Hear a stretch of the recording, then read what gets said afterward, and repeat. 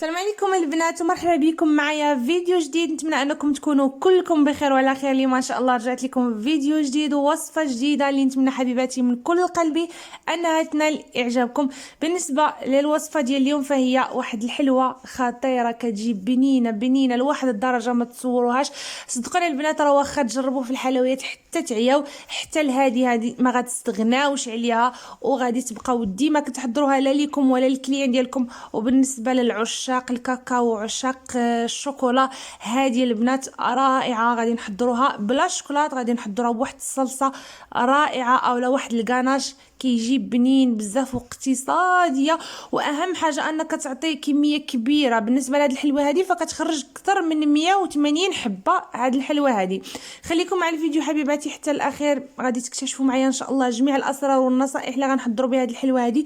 وايضا غادي نشارك معكم الثمن ديال البيع ديال هاد الحلوه هذه اللي كتجي بنينه ورائعه جد اقتصاديه. ما تنساوش حبيباتي الا كانت هذه اول زياره لكم للقناه تشتركوا وفعلوا الجرس باش دائما توصلوا بجديد الفيديوهات ديالي. ويلا نبداو بسم الله على بركه الله في المكونات. بالنسبه للمكونات اللي غادي نحتاج في هذه الحلوه هذه فغنحتاج فيها هنايا 250 غرام ديال الزبده مارغرين. انا كنستعمل دائما باتيسور، هنا عندي ديال 500 غرام قسمتها على جوج خديت بها 250 غرام. غادي نحتاج معها زوج الكيسان ديال السكر حبيبات ديال العنبه، زوج كيسان ديال العنبه ديال الزيت النباتيه، كاس ديال العنبه ديال اللوز محمر ومطحون بقشوره. البنات اللي ما عندهاش اللوز دير غير الكاوكاو، ولكن هنايا باللوز راه كتجي بنينه اكثر ما بالكاوكاو. اللي بغات تستعمل الكاوكاو تستعمل الكاوكاو البلدي بالقشره ديالو. غادي نحتاج 3 ديال البيضات الحجم ديالهم صغير، الا كان عندكم البيض الحجم ديالو كبير ديروا غير زوج البيضات. وغادي نحتاج واحد دانيت شوكولا من وزن 90 غرام. وغادي نحتاج هنايا فلون شوكولا، اما كديروا هذا الصغير هذا واما كديروا معلقه كبيره ديال فلون شوكولا اللي كيكون الساشي الكبير. غادي نحتاج جوج معالق كبار ديال الكاكاو المر، واحد معلقه صغيره ديال مسحوق الفاني، زوج الاكياس ديال الخميره كيماويه. وبالنسبه للدقيق فغادي نحتاج هنايا في هذه الحلوه هذه بالضبط كنحتاج فيها ما بين كيلو 200 غرام حتى الكيلو 300 غرام. وبطبيعه الحال غادي نحتاج واحد الرشيشه ديال الملح لتصحيح الذوق. غندوزو دابا للطريقه. بالنسبه للبنات للطريقه فغادي نخدم هذه الحلوه هذه عادي جدا بحال غادي نخدمو صابلي. غادي نخدمو الزبده مع السكر مزيان حتى يندمجوا لي هاد المكونين مع بعضياتهم. وغادي نضيف عليهم ايضا واحد الرشيشه ديال الملحه وغنخدمهم مزيان باليدين ديالي. اهم حاجه انكم تخدموا الزبده مزيان مع السكر. الا ما كانش عندكم السكر حبيبات رقيق بزاف تقدروا تدوزوه شويه في الطحانه، لان بعض المرات كتخرج سنيده كتخرج شويه حرشه. ما ننصحكمش بها يعني باش تستعملوها في هذه الحلوه هذه. اما كديروا سكر حبيبات اللي كيكون رقيق واما كدوزوه شويه في الطحانه. هنايا صافي من بعد ما خدمت الزبده مع السكر مزيان ضفت لهم هنايا دوك زوج الكيسان ديال الزيت النباتيه. غادي نخلي لكم ان شاء الله العبار بالغرام من تحت في صندوق الوصف وبالميليلتر. بالنسبه للبنات اللي ما عندهمش الكاس ديال العنبه راه كيعير البنات 200 مليلتر. الكاس اللي كنستعمل انا كيعير 200 مليلتر. كاين الكاس اللي كيعير 180، كاين الكاس اللي كيعير 150. المهم انا عندي ديال 200 مليلتر. صافي هانتوما البنات كيف ما شفتوا معايا خدمت ايضا الزيت مع الزبده والسكر مزيان حتى تحصلت على واحد الخليط اللي هو كريمي. وغادي نضيف لهم البيض. ايضا ملي غادي نضيف البيض غادي نخلط مزيان حتى كنتحصل ايضا على واحد الخليط اللي هو كريمي.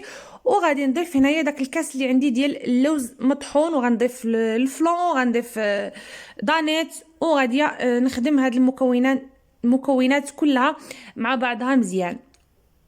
هنايا ضفت ايضا الكاكاو وضفت الخميره الكيماويه وغادي نخدمهم مزيان مع بعضياتهم. وفي الاخير راه غادي نضيف الدقيق شويه بشويه.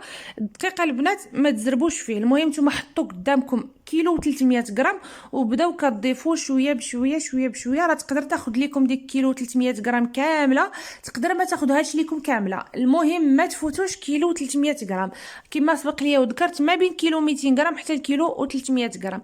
وبطبيعه الحال الدقيق يكون نوع جيد، يكون خاص بالحلويات، ما تستعملوش اي نوع ديال الدقيق. بالنسبه لي انا دائما كنشارك معكم النوعيه ديال الدقيق اللي كنخدم بها. راه كنخدم ببيرلا، اما كنخدم ببيرلا واما كنخدم بميمونه. هادو زوج الانواع اللي كنخدم بهم فقط، ما عمرني بدلتهم. صافي هنايا كيف ما لاحظتوا معايا راه كنضيف الدقيق شويه بشويه، وكنجمع غير بالاصابع ديالي، ما كندلكاش بزاف هاد الحلوه هادي. كنبقى نضيف الدقيق شويه بشويه حتى كتجمع لي العجينه. ولكن اهم حاجه هنايا ان العجينه ما تكونش قاصحه، خصها تكون طريه يعني تكون مرخوفه شويه. ومن بعد راه كنبدا كنشكل هكذا كويرات اللي كتكون صغيره، الحجم ديالها ما كيتعداش 10 غرام، ما بين 9 8 هكا. المهم ما تفوتوش 10 غرام، لان مازال غتنفخ، راه فيها زوج الاكياس ديال الخميره، ومازال غنغطسوها في الكاناش ديال الشوكولا، وايضا غدار في الشوكولات فيرميسيل، يعني راه غتكبر. يعني من الاحسن ديروها هكذا صغيره باش ما يجيش الحجم ديالها كبير بزاف. وحتى الا كنتو غتخدموها للطلبيات يكون فيها كونتيتي كبيره. وحتى الا كنتو غتدخلوها في البلاطويات كما درت انايا في لاكوموند اللي شاركت معكم من قبل، دخلتها في البلاطويات، جا الشكل ديالها زوين وجات مقاده مع الحلوه، ما جات كبيره بزاف على الحلوه. المهم هانتوما البنات كيف ما كتلاحظوا معايا راه كنكور هكذا كويرات اللي كيكون الحجم ديالها صغير، كنبقى هكذا مستمره حتى كنكمل الكميه ديال العجين اللي عندي كامله. وفي هذا الاثناء الفران عندي راه كيسخن. هنا ضروري الحلوه ملي تدخلوها للفران يكون سخون، ما يكونش بارد، باش ملي تدخلوا الحلوه ديالكم للفران كتنفخ وكتشقق شي شويه. ضروري ما خصها تشقق شي شويه. صافي هنايا انا غادي نكمل الحلوه ديالي كامله، من بعد غادي ندخلها للفران. بالنسبه للاطا راه ما دهنتها لا بزيت لا حتى شي حاجه، لان اصلا عندي الحلوه ميدمه فيها الزيت فيها الزبده، ما غتلصقليش. غندخلها للفران من الفوق حتى طيب، تاخذ تقريبا شي ربع ساعه من الفوق، النار تكون مهيله باش طيب على خاطرها. ومن بعد غنهبطها لتحت باش تكمل الطياب ديالها، يعني باش تزيد طيب. هذه بما ان فيها الكاكاو ما غيبانش لكم الطياب ديالها، ولكن راه كتاخذ شويه ديال الطياب والنار تكون مهيله. وكيكون هذا هو الشكل ديالها من بعد ما كطيب البنات. شوفوا معايا كيفاش كتجي زوينه وكتجي مشقه شي شويه. شحال ما جاتكم شويه مشققه شحال ما كيكون احسن باش كتشرب داك الكاناش اللي غنديروا فيها. شوفوا معايا البنات كيفاش كيجي الشكل ديالها، والكميه تبارك الله اللي كنتحصلوا عليها كميه كبيره ما شاء الله. كيف ما سبق ليا وذكرت كتعطي اكثر من 180 حبه. صافي غادي ندوز معكم دابا بالنسبه للكاناش اللي غنغطس فيه هاد الحلوه هادي. كاناش ديال الشوكولا بدون شوكولات، ما نديروش فيه نهائيا الشوكولات.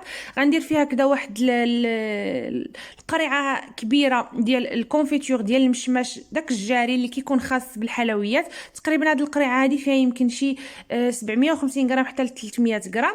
غادي ندير معاها كاس ديال العنبه ديال ماء الزهر، 4 المعالق كبار ديال السكر حبيبات، وزوج ديال المعالق كبار ديال الكاكاو والمر. صافي هادو هما المكونات اللي غادي ندير في هذا الكاناش هذا. صدقوني البنات هذا الكاناش هذا كيجي بنين بنين بزاف، وكيعطينا واحد التعليكه خطيره للحلوه ديالنا. تقدروا ايضا تستعملوا هذا الكاناش هذا كتلصيقه، يعني تلصقوا بها الصابلي اولا تزينوا بها الحلويات ديالكم اولا كحشوه في الحلويات. المهم كيف ما شفتوا معايا انا ضفت المكونات اللي عندي كاملين وخلطت مزيان. كنخلط مزيان بواحد الضراب اليدوي، ومن بعد كناخذ هذا الكاناش هذا وكنديرو فوق البوطه على نار اللي كتكون مهيله، وكنخلي هذا الكاناش ديالي يغلي مده 10 دقائق. خصو يغلي مزيان مزيان باش ما يبقاش ليا داك الماء الزهر اللي درت. الا ما كانش متوفر عندكم البنات ماء الزهر تقدروا ديروا غير الماء عادي اولا ديروا عصير البرتقال. انتم البنات كيف ما لاحظتوا معايا الكاناش ديالي راه كيغلي، وفي نفس الوقت انا كنحرك مده 10 ديال الدقائق. صافي من بعد ما كدوز 10 ديال الدقائق كنطفي عليه البوطه وكنخليه على جنب وكندوز باش نخدم به الحلوه. لان هنايا اهم حاجه ان الحلوه تكون بارده والكاناش يكون سخون، ما يكونش سخون بزاف ولكن يكون دافي باقي سخون. وكل ما كتشوفوه برد لكم كترجعوا تسخنوه شويه. صافي هنايا الكاناش عندي راني حضرته غادي نخليه على جنب. غادي ندوز معكم هنايا باش نحضروا الشوكولات فيغميسال اللي غادي نفندوا بها هذه الحلوه هذه. بالنسبه هنايا الشوكولات فيغميسال احتاجيت 500 غرام. اما بالنسبه لهذا اللي عندي هنايا في البول هذا راه الكوك البنات، الكوك الغليظ.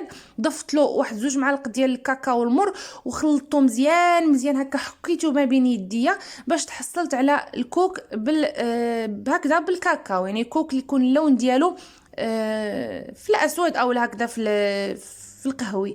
غادي نضيف له هنايا 500 غرام ديال الشوكولاط فيغميسال. بالنسبه لهاد الحلوه هذه غتكفيني فيها 500 غرام ديال الشوكولاط فيغميسال في الاسود مع 250 غرام ديال الكوك. هذه هي الكميه اللي غتكفاني في هاد فهاد الحلوه هذه كامله الكميه اللي شاركتها معكم بالضبط غتجيكم نيشان، غتخرج لكم حتى لاخر حبه.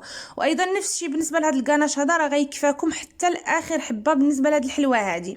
هنايا البنات الحلوه عندي راها بارده، الكاناش عندي سخون، ضروري ما يكون سخون لان الا برد راه غيقساح غيعقد ليكم، خاصو يكون سخون. وانتم كتوضعوا فيه الحلوه، من بعد كتوضعوا الحلوه مباشره في الشوكولات مع الكوك شوكولات فيرميسال. البنات علاش ما كنديروش شوكولات فيرميسال بوحدها هنا في هذه الحلوه هذه؟ تقدروا ديروها بوحدها، ولكن باش لان الشوكولات فيرميسال بوحدها راه غادي تخصكم واحد الكونتيتي اللي هي كبيره. وثاني حاجه الشوكولات فيرميسال مع عندي الكاناش سخون غتبقى تذوب لكم، غتبقى تلصق لكم، والشكل ديالها ما غيجيش زوين نهائيا فوق الحلوه. داكشي علاش كنخلطها انا مع الكوك باش كتجي زوينه، وحتى الشكل ديال الحلوه كيجي زوين لان داك الكوك كيبقى هكذاك مشوك، كيجي صراحه زوين وما كتبانش نهائيا باللي راه فيها ميلونج ما بين الكوك والشوكولات فيرميسال. المهم هكذا كيف ما لاحظتوا معايا راه كنبقى هكذا مستمره، كنوضع الحلوه ديالي في الكاناش وكنقطرها مزيان بواحد الفرشيطه، من بعد كنوضعها مباشره في هذا الخليط اللي عندي ديال الكوك والفيرميسال، وكنفندها مزيان مزيان. ومن بعد راه كنوضعها في واحد البلاطو. فاش كنسالي البنات راه كنوضعها في لي كيسات في الاسود بالضبط. المهم راه ما شاركتش معكم دوك لي يعني الكويغطات اللي كندير فيهم الطريقه كيفاش وضعت فيهم الحلوه باش ما يجيش الفيديو طويل وممل. لكن راه الطريقه سهله، غير كتاخذوا دوك الكويغطات وكتوضعوا في وسطهم الحلوه ديالكم صافي. المهم انا هكذا كنبقى مستمره حتى نكمل الكميه اللي عندي كلها ديال الحلوه كيف ما سبق ليا وذكرت. راه هاد الكميه اللي شاركت معكم ديال الكاناش وديال الفيرميسال وديال الكوك راه غتكفاني حتى لاخر حبه من هاد الحلوه هذه. المهم انا غادي نبقى مستمره هكا وغنتلاقاو باش نشوفوا الشكل النهائي ديال الحلوه ديالنا. وكان هذا هو الشكل النهائي ديال الحلوه ديالنا. كيف ما لاحظتوا معايا جات رائعه، كتجي زوينه لا في الشكل ديالها ولا في المذاق. البنات صدقوني راه كتستحق التجربه، المذاق ديالها كيجي خطير وكتجي مميزه. يعني ممكن انكم تتميزوا بهذه الحلوه هذه يعني على جميع الحلويات، والكليانات ديالكم راه غيحماقوا عليها الا اقترحتوها عليهم. بالنسبه حبيباتي كيف ما سبق لي وذكرت هاد الكميه اللي شاركت معكم راه عطاتني اكثر من 180 حبه، تقريبا شي 184 اولا 186 حبه بحال هكا. الميزان كتخرج اكثر من 3 كيلو البنات اللي كتعطي، لان كل كيلو تقريبا من هاد الحلوه هذه كيكون فيه ما بين 56 حبه 54 حبه بحال هكا. وهنايا كتعطي 3 كيلو تقريبا 3 كيلو ونص اللي كتخرج. الثمن باش كنخرجها انا كنخرجها ب70 درهم للكيلو. نتمنى حبيباتي تكونوا استفدتوا معايا، نخليكم دابا الى اللقاء.